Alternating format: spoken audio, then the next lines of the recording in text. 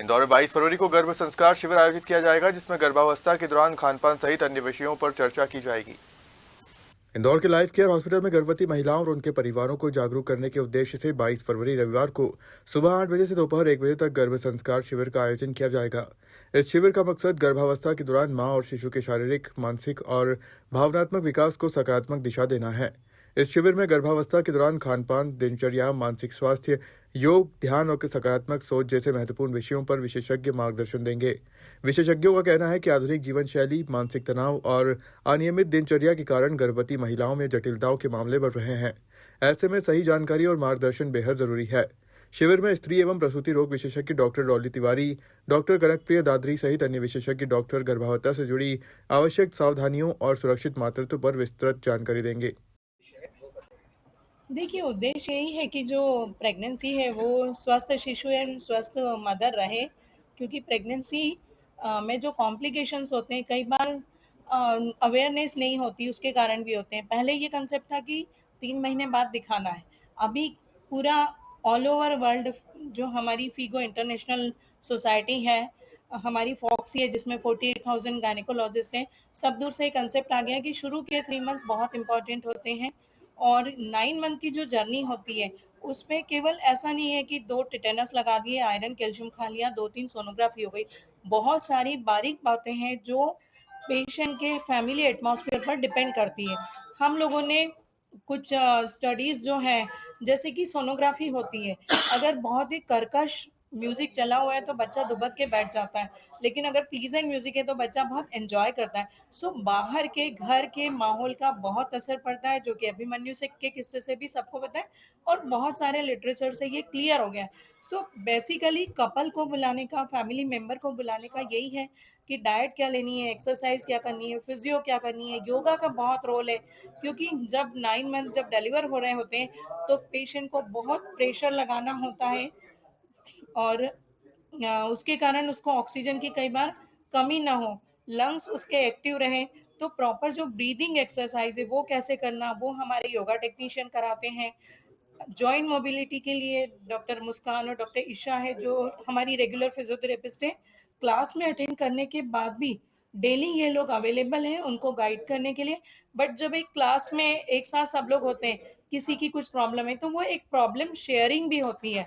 कुछ पेशेंट बहुत परेशान होते हैं, हमें बहुत उल्टी हो रही, बहुत उल्टी हो रही, तो हमारे पास एग्जाम्पल होता है, देखो और लोगों को भी हो रही है, इसको लेके दुखी मत हो।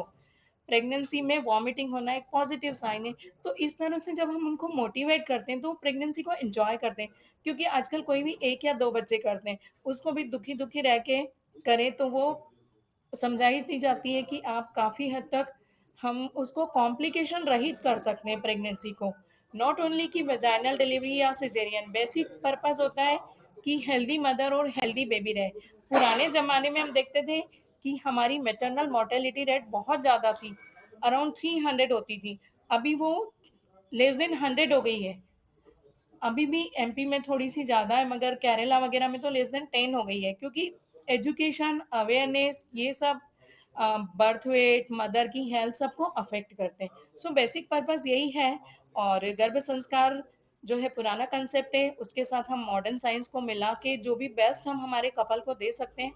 और मैंने लगभग 2008 में एक स्टडी प्रेजेंट की थी हमारी नेशनल कॉन्फ्रेंस में। देयर वर 490 कपल जो रेगुलरली आते थे, लगभग वीकली या डेली आते थे। उनमें और जो नहीं आते थे उनमें जो प्रेगनेंसी इंड्यूस हाइपरटेंशन है, जेस्टेशनल डायबिटीज है, बर्थ वेट है, प्रीटर्म लेबर है, उसके कॉम्प्लिकेशंस काफ़ी कम थे जिन्होंने रेगुलर क्लास अटेंड की।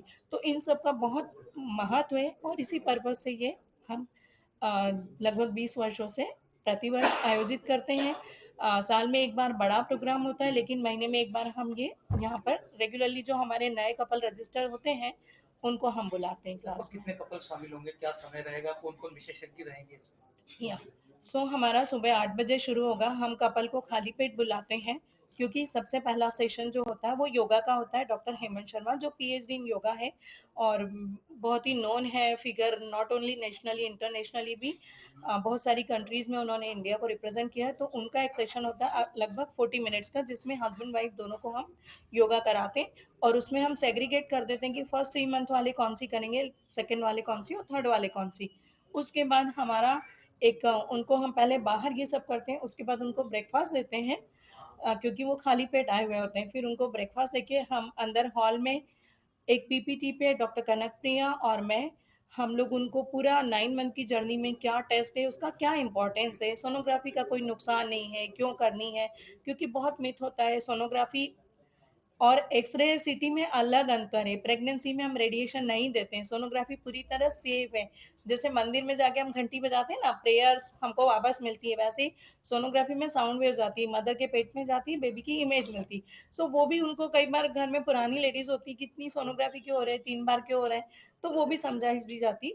हीमोग्लोबिन कितना रहना चाहिए, ब्लड ग्रुप का क्या इंपॉर्टेंस है, अगर मदर का ब्लड ग्रुप निगेटिव है और फादर का निगेटिव है कोई बात नहीं, मदर का फादर का दोनों का पॉजिटिव है कोई बात नहीं, लेकिन मदर का निगेटिव है और फादर का पॉजिटिव है तो बेबी को पेट में जॉन्डिस होने का रिस्क रहता है। तो वो सब बातें जो होती है वो एक साथ सबको बैठ के समझाई दी जाती।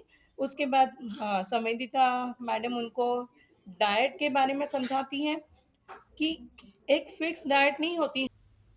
इंदौर से हार्दिक प्रजापत की रिपोर्ट।